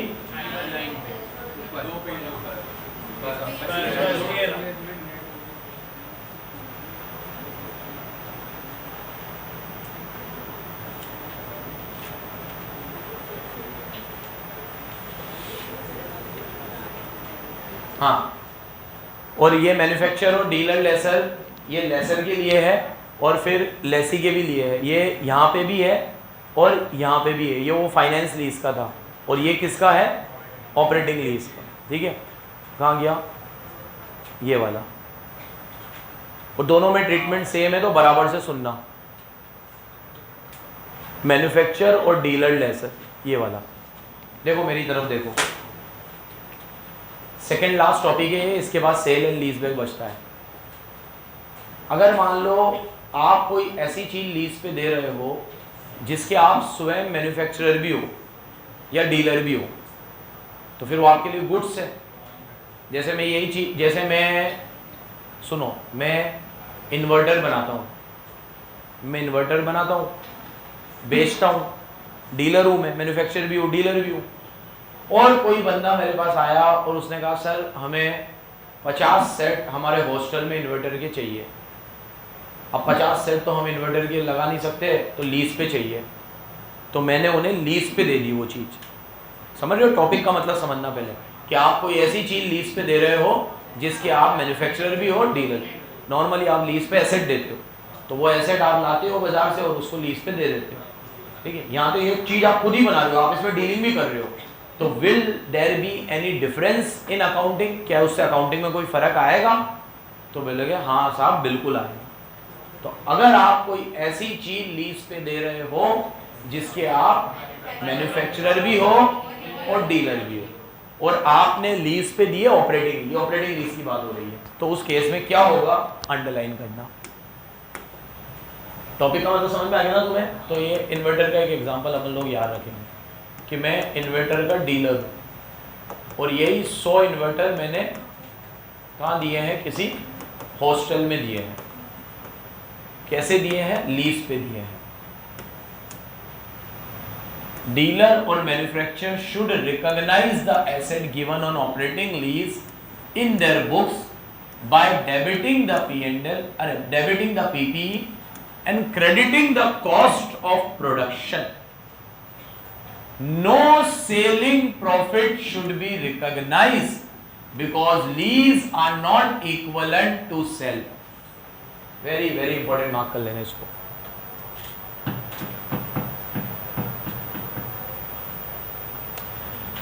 देखो, आप इन्वर्टर को बेचते भी हो, तो जब आप उसे बेचो ना, तब आप सेलिंग प्रॉफिट बुक करो, लेकिन जब आपने उसे लीज पे दिए तो आप उसे कॉस्ट पे दिखाओ, ये मानकर कि जो वो लीज रेंटल देगा आप उसको इनकम मानना।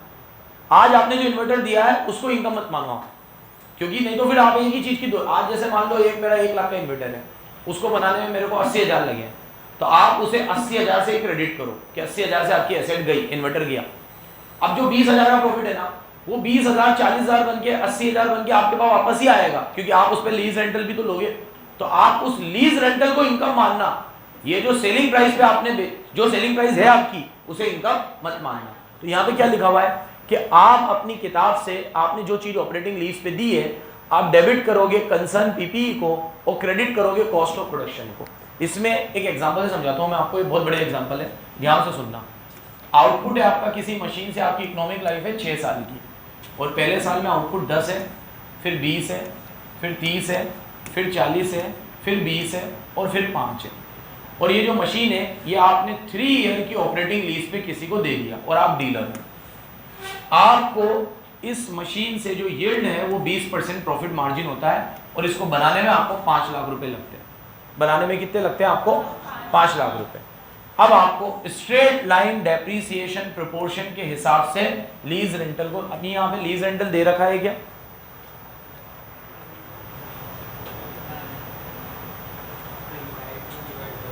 नहीं, तो मतलब अंडरलाइन करना, यही इक्वल रेंटल से रेंटल होंगे आपके 20% profit margin at a cost of 5 lakh. यही रेंटल है। अगर अलग से कोई रेंटल दे रखे होते तो हम वो रेंटल लेते हैं। मतलब मैंने आपको ये चीज आपके लिए 5 लाख रुपए में बनाई, मैं डीलर भी हूँ, इसका मैन्युफैक्चरर भी हूँ, मैंने 5 लाख रुपए में इस चीज को बनाया और ये चीज मैंने आपको लीज पे दे दी। अब उसमें जो बेसिक बात है ऑपरेटिंग लीज में, वो यहाँ पे भी लगेगी। क्या बेसिक बात? कि मैं आपको कोई भी चीज कितने पे भी दूं और तुमसे लीज रेंटल में कितना भी लूं, रिकॉग्नाइज तो सिस्टमैटिक बेसिस पे ही करना है। रिकॉग्नाइज कैसे करना है? वो चीज यहां पे भी लगेगी। अब यहां पे लीज रेंटल अलग से नहीं दे रखे, ठीक है, एक क्वेश्चन आएगा उसमें लीज रेंटल अलग से दे रखे हैं। यहां पे लीज रेंटल अलग से नहीं है, बस मैंने बोला है कि मैं आपसे कितनी लीज लूंगा, 20% मेरी कॉस्ट पे। तो मेरी कॉस्ट कितनी है? 5 लाख, उसका 20% कितना होगा? 1 लाख। तो मेरी लीज रेंटल्स कितने हो जाएंगे? 6 लाख रुपए। 6 लाख क्यों? हाँ, 1 लाख और 5 लाख। 5 लाख की चीज है और 20% का मेरा रिटर्न है, तो कितने हो जाएंगे? 6 लाख। अब देखो इधर, अगर नॉर्मली मैंने ये चीज लीज पे ना दी होती, ये चीज अगर मैंने लीज पे ना दी होती, तो मैं 5 लाख की ये चीज तुम्हें 6 लाख में दे रहा हूं एक तरीके से, तो मेरा इनकम कितना है? 1 लाख। लेकिन ये कह रहा है ऐसे इसको रिकॉग्नाइज मत करना, आपने तो उसे 6 लाख पे ही दिए ना ये चीज, और वो आपको लीज रेंटल देगा। तो आप जैसे लीज रेंटल को रिकॉग्नाइज करते हो, वैसे ये 6 लाख को रिकॉग्नाइज करना। तो तरीका देखो क्या रहेगा, आपका लीज रेंटल बनेगा 5 लाख का 120%, 20% प्रॉफिट जोड़कर कितना बनेगा? 6 लाख। आपको ये 6 लाख को रिकॉग्नाइज करना है इस रेशो में। क्या है रेशो? 1 2 3 4 2 5 0.5। हाँ, तो 3 और 3 6 और 4 10, 10 और 2 12, 12.5। तो डिवाइड करो इसे 12.5 से, 48,000। मल्टीप्लाई करो 1 से, 2 से, 3 से, 4 से, 2 से। अच्छा 3 साल का ही है, ठीक है। हाँ, तो फिर आप लोग इसको डिवाइड कर दो, अरे डिवाइड करो, कितना आएगा? 48, ठीक है। अब तो होगा ही नहीं है ऐसे, मतलब अब अपन लोग इसको आउटपुट के हिसाब से बांट ही नहीं सकते, क्योंकि आउटपुट हमारा 6 साल का है, और अगर हम 6 साल के हिसाब से बांटेंगे और मल्टीप्लाई में 3 साल लेंगे, तो जो लीज रेंटल है वो पूरा रिकॉग्नाइज ही नहीं हो पाएगा। तो ये बहुत बढ़िया क्वेश्चन है। इसमें क्या करना पड़ेगा हमें, आप लोग 6 लाख आपका लीज रेंटल है, डिवाइड करा आपने आउटपुट से 12.5 से, अब कितना आया आपका? 48 आया। अब आप इसमें ये 3 2 और 1 कितना होगा, ये उससे मल्टीप्लाई करो, 288 आएगा। बाकी का लीज रेंटल आप लोगे ही, क्यों नहीं लोगे? क्योंकि आपने उसे 3 ही साल के लिए दिया है, तो 3 साल के लिए दिया है तो आप उतना ही रिकॉग्नाइज कर पाओगे जितना आपने उसको दिया है। 3 साल का लीज रेंटल 288 आएगा। अब हमें ये 288 को 3 साल के लिए दिया है तो डिवाइड बाय 3 करके हर साल कितना लेना है? 96 96 96। ये उससे लेना है हमें 96 96 9। मैं एक बार अभी वापस बता दूंगा, टेंशन मत लो, पहले ध्यान से सुनते जाओ। इसको डिवाइड बाय 3 करो, कितना आएगा ये? तो हम उससे लेंगे 96 96 और 96। ये एक्चुअल लीज रेंटल है जो हम उससे लेंगे। और एज पर एज 19 आपने ये जो डिवाइड किया था कितना आएगा? 48 इंटू 1 कितना आएगा? 48 इंटू 2 48 इंटू 3 140। तो आपको रिकॉग्नाइज करना है 48 और आपने लिया है उससे 96, तो लीज इक्वलाइजेशन रिजर्व खुलेगा कितने से?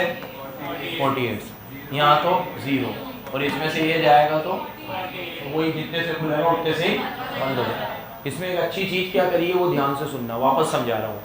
हमने एक ऐसी एसेट जिसे हम खुद ही बनाते हैं और हम उसके डीलर हैं, उसको हमने लीज पे दिया है। तो AS 19 कहता है कि जब आप उसको बनाओ और बना के उसको लीज पे दो तो उसका जो भी प्रॉफिट होता है उसे एक साथ रिकॉग्नाइज मत करो। जितना भी आप लोगों ने बनाकर बेचा है उसका जो प्रॉफिट है आप उसको प्रॉफिट मानो ही मत। ये तो एक चीज हो गई, उसे एलिमिनेट कर देना ऊपर लिखा हुआ था। जो चीज आपने उसको दी है तो जो लीज रेंटल आ रहा है ना वहां से, उस लीज रेंटल को इनकम मानो। ये तो एक प्रोविजन है, इसको साइड में रख दो। इस क्वेश्चन में लीज रेंटल थे ही नहीं, तो पहले तो हमने लीज रेंटल निकाले।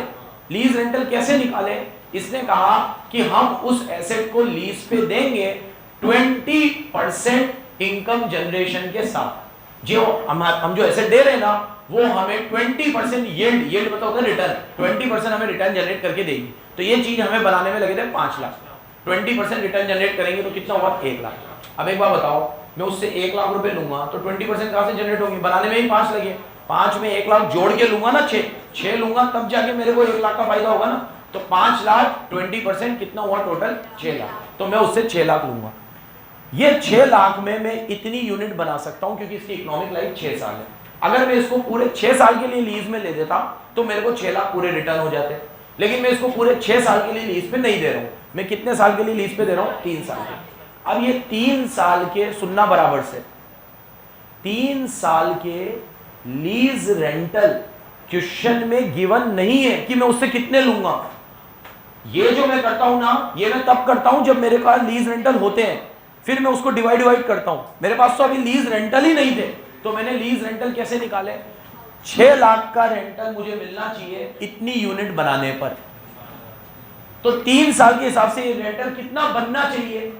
इंटू 60 डिवाइड बाई 1 25, तो ये आएगा 288। ये तो लीज रेंटल निकाला है बस। ठीक है बेटा, क्या हो गया? समझ में नहीं आ रहा क्या? एक बार वापस सुन लो। जो चीज मैंने तुम्हें लीज पे दी है उस पे मुझे 20% रिटर्न मिलेगा। 5 लाख की चीज है, 20% रिटर्न 1 लाख, टोटल हो गया 6 लाख। ये 6 लाख की चीज मैंने तुम्हें दी है, मतलब मुझे तुमसे 6 लाख रुपए चाहिए। ये 6 लाख रुपए पे मैं कुछ यूनिट बनाऊंगा 6 सालों में। ठीक है, इस मशीन की कैपेसिटी है यूनिट बनाने, वो यूनिट बनेगी 1,25,000 6 सालों में, और 3 सालों में बनेगी 60,000। तो डिवाइड बाई 125 इंटू 60 करके ये जो 288 आया ना, ये पैसा रेंटल है जो मुझे तुमसे चाहिए। ये मैं ना लेता अगर एक्चुअल में कोई रेंटल गिवन होता, जैसे इससे पहले गिवन था 45 25 15 60 ऐसे गिवन था इससे पहले 2 में, इसमें वो गिवन। तो हमने खुद पहले ये निकाला कि मैं तुमसे लूंगा कितने। मैं तुमसे लूंगा 288। अब 3 साल में लेने तो डिवाइड बाय 3 कर दिया, तो मैं तुमसे हर साल कितने लूंगा? 96 96 9, क्योंकि यहाँ इक्वल बोला था तो मैंने डिवाइड बाय 3 कर दिया। तो तुम्हें पहले ये चीज समझ में आनी चाहिए कि ये 96 96 96 क्वेश्चन है जो हमें देता है कि इतने लीज रेंटल में तुमसे लूंगा। जो इसमें गिवन नहीं थे तो मैंने इस तरीके से निकाले हैं। उसके बाद जो करना था वो करा। क्या करा कि 288 का लीज रेंटल मेरे पास आएगा, उसको मैंने आउटपुट के हिसाब से बांटा। आउटपुट कितना था? 1 2 3, तो मैंने इसको बांटा 1:2:3। वैसे तो आउटपुट उसके बाद का भी था, लेकिन उससे मतलब नहीं है क्योंकि लीज सिर्फ 3 साल है। तो 288 into 1 divide by 6, 288 into 2 divide by 6, 288 into 3 divide by 6। तो मेरा लीज रेंटल आया 48 96 140। उसके बाद वही लीज इक्वलाइजेशन वगैरह खुलेगा। तो इसमें इतना घबराने वाली चीज नहीं थी। नया क्या था इसमें वो सुन लेना। नया ये था कि लीज रेंटल्स क्वेश्चन में गिवन नहीं था, तो हमने पहले लीज रेंटल को कैलकुलेट किया। क्या करा? ये 288 क्वेश्चन में दी जाने वाली फिगर है, जो मुझे वो देता या तो ऐसे देता 96 96 96। अब यही क्वेश्चन अगर एग्जाम में आ जाए और तुम्हें वो लीज रेंटल दे एक्चुअल में 3 लाख 1 लाख 5 लाख 4 लाख जो भी दे, तो आप फिर वो ले, फिर आप ये मत लेना। समझ गए? हाँ, ये तो बहुत गोच पोच हो रहा है। क्या फोटो लोगे इसका? समझ में आ जाएगा तुम्हें?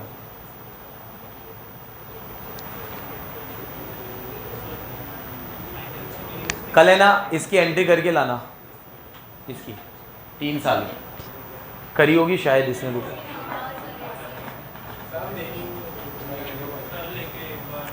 ये पहली एंट्री सुन लो बस। मेरी ऑपरेटिंग लीज पे जो मैं मशीन दी है, तो मैंने उसे खुद बनाया है, किसी खरीद के नहीं लाया।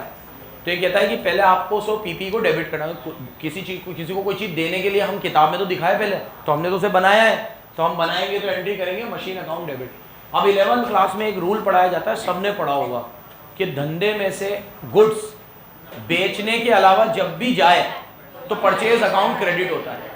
जैसे अगर आपने ये गुड्स किसी को एडवर्टीजमेंट पे दिया, सैंपल में दिया, चैरिटी में दिया, लॉस बाय फायर में दिया, बहुत फेमस है 11th क्लास में, हर बच्चे ने पढ़ा होगा, सुना तो होगा ही, कि अगर धंधे में से एसेट जाए, गुड्स एसेट नहीं गुड्स, धंधे में से जाए सेल के अलावा, तो परचेज अकाउंट क्रेडिट होता है। तो ये एंट्री का बोल लॉजिक है कि सर आप तो गुड्स के लिए बता रहे हो, तो ये गुड्स ही है मेरा, क्योंकि I am dealer, I am manufacturer, तो मेरे लिए गुड्स है, और वही गुड्स को मैंने किसको दिया है? लीज पे दिया है। तो याद है ये एंट्री क्या करी मैंने? क्या दिमाग लगाया? मैंने गुड्स को एसेट माना, तो मैंने पहले किताब में मशीन को क्रिएट किया, तो एंट्री करी मशीन अकाउंट डेबिट।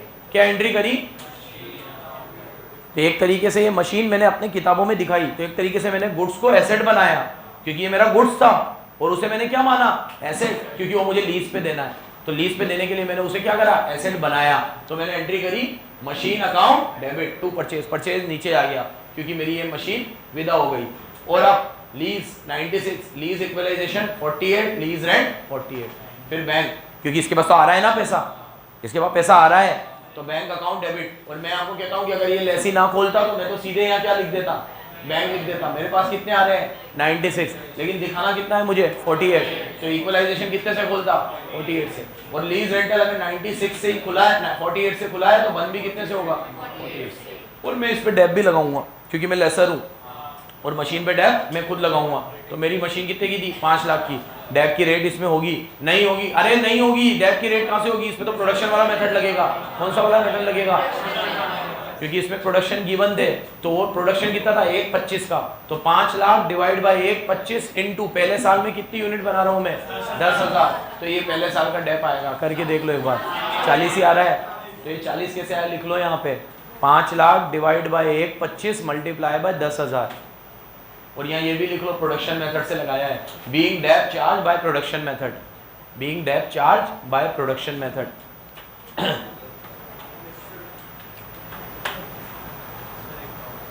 ये अगर आपकी जगह मैं भी होता तो शायद एसएलएम मेथड से भी लगा देता, क्योंकि डब्ल्यूडीवी में गलती नहीं होती, क्योंकि डब्ल्यूडीवी में तो रेट देता है कि डब्ल्यूडीवी में डेप लगाना है 20% से, और जब भी रेट नहीं देता तो हम एसएलएम से ही लगाते हैं। और एसएलएम में हम क्या करते हैं? Cost minus scrap upon life, यही करते हैं हम। तो ये गलती हो सकती थी, लेकिन ये क्लिक करने वाली बात थी कि यहाँ पे कौन से मेथड से डेप लगेगा? प्रोडक्शन मेथड से। 3 है वहाँ पे भी, एसएलएम, डब्ल्यूडी, प्रोडक्शन।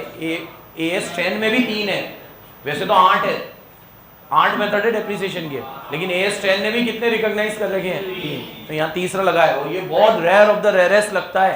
कौन सा वाला? प्रोडक्शन वाला, उससे लगा ये 10,000। खत्म। अब एक कंसेप्ट बचा सेल एंड लीज का, ज्यादा हो जाएगा, कल सेल एंड लीज पढ़ेंगे क्वेश्चन के साथ। 1 मिनट रुक जाओ, 1 मिनट रुक जाओ, बैठ जाओ 1 मिनट, मैं 1 मिनट रुक जाओ बस। सेल एंड लीज का ये टॉपिक तो इतना सा है, इसकी एक टेबल बनी हुई है प्रॉफिट एंड लॉस की, एरी 1, 2 और 3, ये बड़ी है और थोड़ी टेक्निकल है, तो ये तो मैं कल समझाऊंगा। और ये यहाँ पे शायद ये समाप्त हो गया, ये क्वेश्चन शुरू हो गया। लेकिन मैं सेल एंड लीज बैक होता क्या है वो अभी समझा रहा हूँ, 2 मिनट रुक जाना बस, ठीक है। ये टेबल सुनो, सिचुएशन 1, सिचुएशन 2, सिचुएशन 3, ये लैंग्वेज में भी समझा रखे हैं और यही किस में समझा रखे हैं, तो हम तो टेबल ही समझेंगे 1, 2 और 3। तो वो टेबल मैं कल समझाऊंगा, पहले मैं तो सेल एंड लीज बैक समझा देता हूँ क्या होता है। देखो कई बार क्या होता है, हम किसी एसेट को सेल करके उसी को दोबारा लीज पे ले लेते हैं। कैसे कि अभी जैसे सपोज करो कि मेरे पे बहुत कर्जा है, मेरे ऊपर 3 करोड़ का कर्जा है, ठीक है, और मेरी एक फैक्ट्री है, वो फैक्ट्री मैं चला रहा हूँ बढ़िया, लेकिन मेरे पे कर्जा बहुत है। तो मैं अपूर्व के पास आया और मैंने कहा यार अपूर्व मेरे को 3 करोड़ रुपए उधार दे दे, मेरे को कर्जा चुकाना है, ठीक है, नहीं तो मेरी फैक्ट्री बिक जाएगी, ठीक है। तो अपूर्व ने कहा यार मैं ऐसे पैसे वैसे तो नहीं देता, उधार ये वो। तो फिर मैंने अपूर्व को कहा एक काम कर, मेरी फैक्ट्री तू खरीद ले, कोई गैर आदमी खरीदेगा तो मेरे को ज़्यादा बुरा लगेगा, तू तो अपना है, तू ले ले, फैक्ट्री तो मेरी बढ़िया है, तू वैल्यूएशन करवा ले, सब कुछ करवा ले, मेरे को तो 3 करोड़ रुपए चाहिए, सुन लो बराबर, 3 करोड़ चाहिए मुझे, तो 3 करोड़ दे दे, मेरा कर्जे से मैं मुक्त होना चाहता हूँ, कि कर्जे की ज़िंदगी मेरे को सोने नहीं देती है रात को। अब क्या वैल्यू है क्या नहीं तू पता कर ले भाई। इसने पता करा और इसको लगा it is a good deal, तो इसने 3 करोड़ रुपए मुझे दे दिए। तो मैंने करा सेल, इसने करा परचेज, मेरे हाथ में 3 करोड़ आ गए और मैं चला गया। अब मैं रात को अपूर्व के साथ चाय वाय पीने कभी भी मिलता हूँ तो अपूर्व को लगता है मैं बहुत उदास रहता हूँ, चुपचाप मायूस बैठा रहता हूँ, कहीं पे नौकरी कर रहा हूँ। 2-1 महीने अपूर्व को लगा यार ये गलत हुआ इनके साथ, ये मेरे पास आया, सर एक काम करो, कर्जा उतर गया आपका, क्या कर्जा तो उतर गया लेकिन अब उधार की ज़िंदगी है, नौकरी कर रहा हूँ, इतनी बड़ी फैक्ट्री का मालिक था और एकदम से इतने नीचे आ गया हूँ, अच्छा नहीं लगता, क्या करूँ, लेकिन कर भी क्या सकते हैं। तो अपूर्व ने कहा सर ये फैक्ट्री मेरे तो कुछ काम आनी नहीं है, मेरे तो खुद के 50 बिजनेस है, तो आपने कहा तो मैंने ले ली, तो एक काम करो आप यही फैक्ट्री ले लो लीज पे, आप चलाओ, आप पहले भी इस पे काम कर चुकी हो तो आप तो बेहतर काम करोगे, मैं किसी और को क्यों दूं, आप ही ले लो। तो सेल लीज इसे कहते हैं, इसे क्या कहते हैं, 1 मिनट रुक जाओ। अब इसमें कोई इतनी बड़ी बात तो है नहीं, तो लीज पे लिया है, तो लीज की जो अकाउंटिंग ट्रीटमेंट है, फाइनेंस लीज होगी तो फाइनेंस से होगा, ऑपरेटिंग होगी तो ऑपरेटिंग से होगा। अब जैसे ये फैक्ट्री की तो लाइफ बहुत लंबी है, मैंने तो 10 साल के लिए ली है, तो ऑपरेटिंग लीज है। और अपूर्व ने कहा सर आप ही लो, आप नहीं समझो तो फिर फाइनेंस है। तो सुनो, सेल एंड लीज बैक में ऑपरेटिंग हो तो ऑपरेटिंग के हिसाब से अकाउंटिंग है, फाइनेंसिंग हो तो फाइनेंसिंग के हिसाब से अकाउंटिंग है, इसमें कोई बड़ी बात नहीं है। बड़ी बात है जो फैक्ट्री मैंने अपूर्व को सेल करी है ना, उसका प्रॉफिट एंड लॉस, वो 3 केस उसके लिए बने हुए हैं। तो इसमें 2 बातें हैं, सेल एंड लीज बैक होता क्या है ये इस केस स्टडी से समझाया मैंने आपको, और ये एकदम परफेक्ट है। सेल एंड लीज बैक इसका अच्छा एग्जाम्पल नहीं हो सकता। क्यों होता होगा ऐसा कि मैं उस चीज को सेल करूं और फिर लीज पे ले लूं, पागलपन है, सेल ही क्यों करी फिर मैंने। इसका बेस्ट एग्जाम्पल यही हो सकता है समझाने का कि मैं कर्जे में था, मेरे को फैक्ट्री बेचनी जरूरी थी, बेच दिया, 3 करोड़ आ गया, कर्जा चुका दिया, अब बेरोजगार हो गया, सामने वाले दोस्त से मेरी बेरोजगारी देखी नहीं जा रही, तो उसने वही फैक्ट्री मेरे को लीज पे दे दी। Sale and lease back. Now sale and lease back is not a big issue. इस पे जो प्रॉफिट हुआ है उसका क्या करना है, क्योंकि मान लो मेरी किताबों में उस फैक्ट्री का कैरिंग अमाउंट 2.5 करोड़ था और बेची मैंने 3 करोड़ में, और उसकी फेयर वैल्यू 4 करोड़ है, तो ऐसे घुमाएगा ये। किताब में 2.5 करोड़ की है, बेची मैंने 3 करोड़ है, फेयर वैल्यू 4 करोड़ है, तो क्या करूं अब, प्रॉफिट दिखाऊं ना दिखाऊं, लॉस दिखाऊं, उसकी चर्चा कल करेंगे।